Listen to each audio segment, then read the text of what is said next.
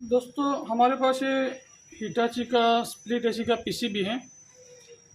तो इसके अंदर जो प्रॉब्लम है बहुत इंटरेस्टिंग प्रॉब्लम है। तो दोस्तों आज हम इस प्रॉब्लम के बारे में देखेंगे और उसके सॉल्यूशन के बारे में देखेंगे। तो एंड तक बने रहिए, बहुत इंटरेस्टिंग होने वाला वीडियो है दोस्तों। ऐसा प्रॉब्लम कभी कभी आता है तो समझ में नहीं आता कि क्या करें, कहाँ प्रॉब्लम है। तो उसको रिपेयर करने के अंदर बहुत दिक्कत आती है। तो ऐसे प्रॉब्लम को फाइंड आउट करने के लिए हमें कुछ एक्सपर्ट टेक्नीशियन की एडवाइस की ज़रूरत रहती है या उनके एक्सपीरियंस की ज़रूरत रहती है। तो दोस्तों आज हम शेयर करेंगे आपके साथ इस प्रॉब्लम के बारे में, और आपको भी कभी ऐसा प्रॉब्लम आता है तो आप इजी तरीके से उसको सॉल्व आउट करने की कोशिश करेंगे। तो बने रहिए, शुरू करते हैं। तो दोस्तों सबसे पहले तो प्रॉब्लम की बात करेंगे कि इस पीसीबी के अंदर प्रॉब्लम क्या है।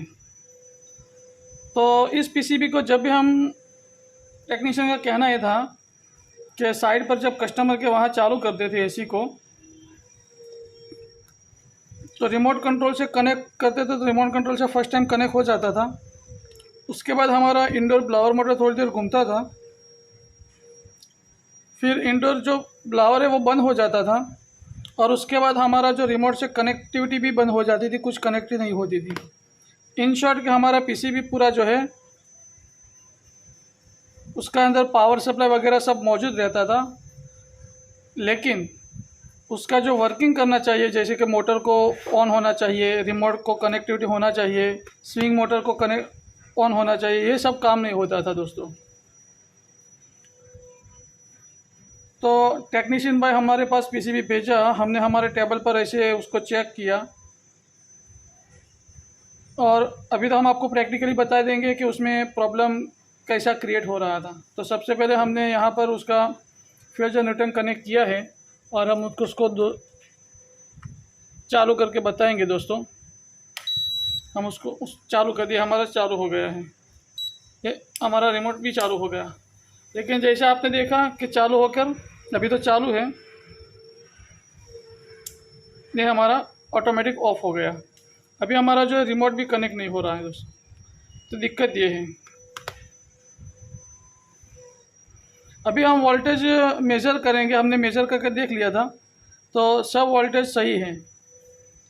तो वोल्टेज भी सही है, फर्स्ट टाइम में एटम भी होता है। लेकिन अभी जैसे मोटर बंद हो गया, उसके बाद हम जितनी बार भी प्रेस करने के रिमोट से कनेक्ट नहीं होगी, और हमारा दूसरी बार हमारा जो है इंडोर ब्लावर मोटर चालू नहीं होगा। जैसे हम पावर सप्लाई को ऑफ़ कर देंगे, मेन पावर सप्लाई को ऑफ़ कर देंगे, और दूसरी बार उसको चालू करने की कोशिश करेंगे, तो फिर से सेम फिनोमिना होगी दोस्तों।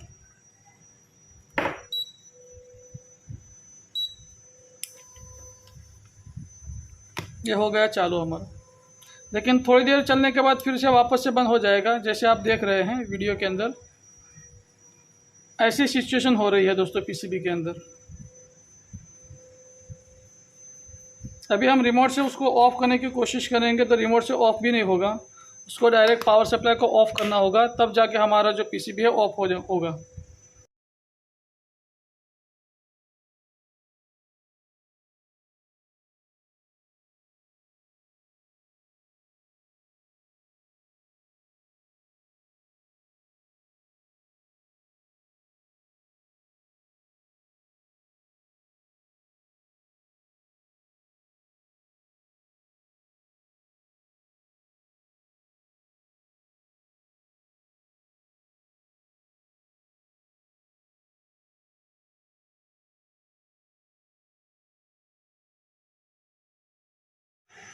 तो दोस्तों इस टाइप्स के प्रॉब्लम्स के अंदर उसका सॉल्यूशन ढूंढने में बहुत दिक्कत आएगी, क्योंकि इसके अंदर क्या दिक्कत है पीसीबी में वो जस्टिफाई हम नहीं कर सकते। उसके बहुत सारे रीज़न हो सकते हैं।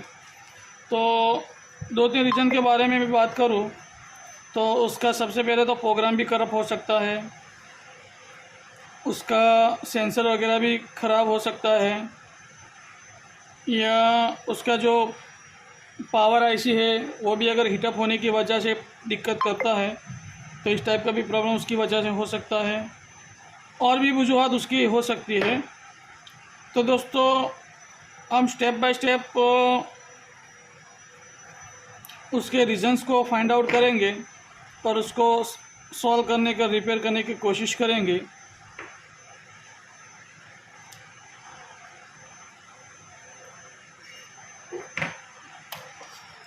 तो दोस्तों सबसे पहले तो हमने इसके पावर सप्लाई को तो अच्छी तरीके से चेक कर लिया था कि जब मोटर हमारा ऑफ़ हो जाता है और हमारा जो रिमोट कनेक्ट भी नहीं करता है उस टाइम में भी हमारा जो पावर है, वोल्टेज है, वो सब एक्यूरेट है, कुछ कोई फ्लक्चुएट का कोई ड्रॉप वोल्टेज नहीं हो रहा है। तो इसका मतलब ये है कि हमारा जो पावर सेक्शन से कोई प्रॉब्लम नहीं है। अब बारी आती है हमारा प्रोग्रामिंग की। तो प्रोग्रामिंग करने से पहले हम उसके जो है सेंसर वगैरह के वैल्यू को हम एक बार चेक करेंगे कि उसमें क्या पोजीशन है। तो दोस्तों हमारे पीसीबी के अंदर दो सेंसर लगे रहते हैं। तो पीसीबी को हम बैक साइड करेंगे दोस्तों, हमारे फ्रॉस्ट सेंसर और रूम सेंसर है यहाँ पर। तो उसकी वैल्यू को हम सबसे पहले चेक करेंगे। तो मल्टीमीटर को ले लेते हैं दोस्तों और जो है मल्टीमीटर को रेजिस्टेंस मोड पर करते हैं। ये हमारा सेंसर है रूम सेंसर, उसकी वैल्यू को हम चेक करते हैं। तो दोस्तों हमें बता रहा है 4.3।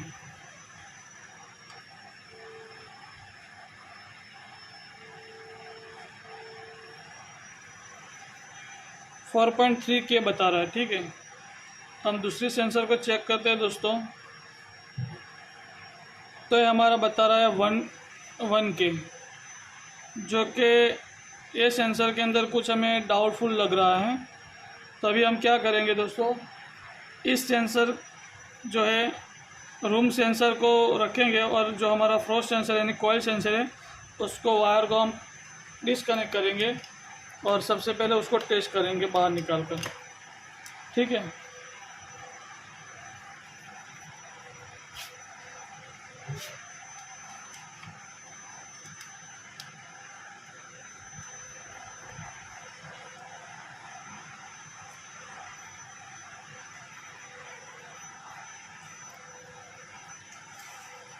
तो दोस्तों ये हमारा जो कॉइल सेंसर है उसकी वैल्यू को हम चेक करेंगे।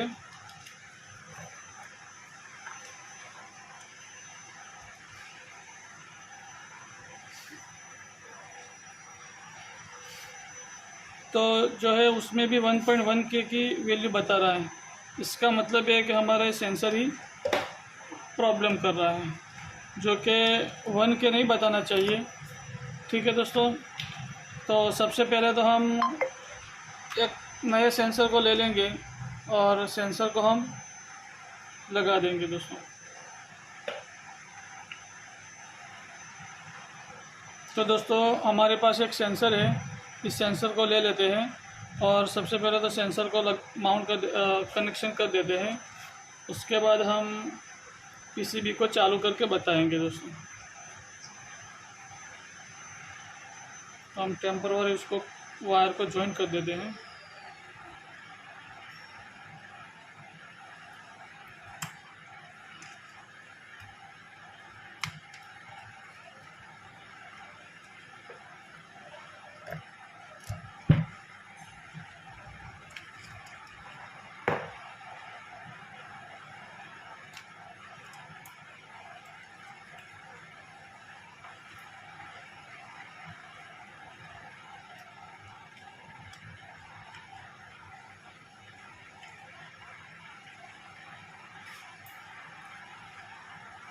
अब हम उसको सप्लाई दे देते हैं दोस्तों। हमने सप्लाई दे दिया, रिमोट से उसको कनेक्ट करते हैं।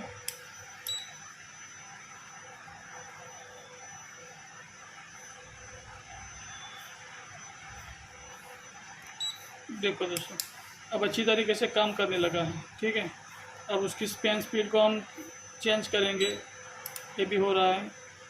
अभी हमारा जो मोटर है वो बंद नहीं हो रहा है। तो दोस्तों, ऐसी छोटी छोटी प्रॉब्लम की वजह से भी हमारे एसी टेक्नीशियन जो बेचारे परेशान हो जाते हैं कि उनको भी समझ में नहीं आता कि क्या करें दोस्तों। और हमारा जो पीसीबी का काम कर रहे हैं उन लोग को भी परेशानी होती है, कभी कभार ऐसी दिक्कत आ जाती है जो समझ में नहीं आता है। तो ऐसे प्रॉब्लम दोस्तों जो है एक्सपीरियंस के बाद आता है, और इलेक्ट्रॉनिक्स के अंदर आप एक्सपर्टीज़ जब गेन करते हैं उसके बाद भी ऐसे आपको प्रॉब्लम सॉल्व करने को आता है। तो दोस्तों, आई होप कि इस वीडियो में आपको बहुत सारा कुछ सीखने को मिला होगा।